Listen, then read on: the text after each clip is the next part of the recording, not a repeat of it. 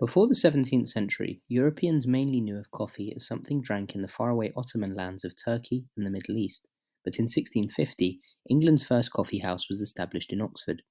By 1660, a number of coffee houses had appeared across the country, and by 1675, the English crown was trying to ban them altogether. So, how did this happen, and what can the coffee craze of the second half of the 17th century teach us today?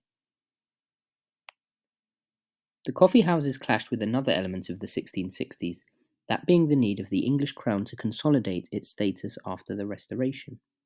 In 1644, the English king Charles I had been executed, and the English Civil War had removed the monarchy altogether. It was replaced by a Commonwealth led by Oliver Cromwell. Following 11 years of the English Republic, Charles's son, Charles II, became King of England when the monarchy was restored. While Charles was in many ways the merry king, who had a vibrant and fun court, anything subversive or potentially threatening to the new order was challenged and analysed, and this included the coffee houses. The main controversies around the coffee houses were: 1. That they were involved in the spreading of anti-monarchist ideas. They tended to be places where people could discuss issues without class considerations and without restrictions on knowledge and experience passed between the rich and poor. The energy-enhancing qualities of coffee were considered dangerous to the peace.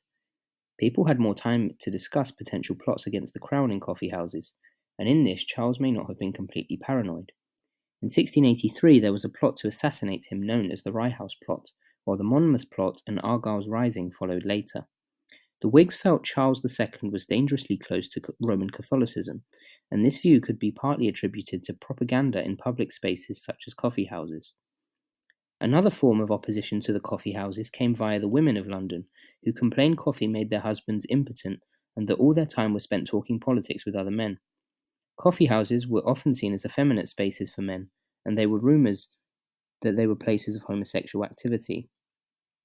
There was a persistent idea in Restoration England that this new sphere was dangerous and presenting a challenge to the old order of society. Further links to the supposed effeminacy of coffee drinking came as they were seen as gossipy places, a trait again considered feminine. Society at the time was happy for women to drink coffee at home, but not in a coffee house, which was considered a male space. The 1675 declaration by the English crown against coffee houses was unsuccessful, however, as many of Charles's ministers were lovers of the coffee houses themselves. Coffee and coffee houses were therefore highly significant in the development of the public sphere. When we consider the modern world and how people can freely operate, coffee houses were perhaps an early example of people finding their voices on political issues that affected them. Class considerations were weaker in coffee houses as they were places where ideas mattered most, and many reports from the time note the coffee houses hosted people from a cross-section of society. Many people rely on coffee to get them through a day in the 21st century, and we see the energizing qualities of coffee emerging as a talking point in 17th century England. Coffee contributed to the nation's productivity in allowing a space for the sober discussion of ideas, and they can be seen as foreshadowing the Enlightenment a few decades later. Thank you for watching, and enjoy your local coffee houses.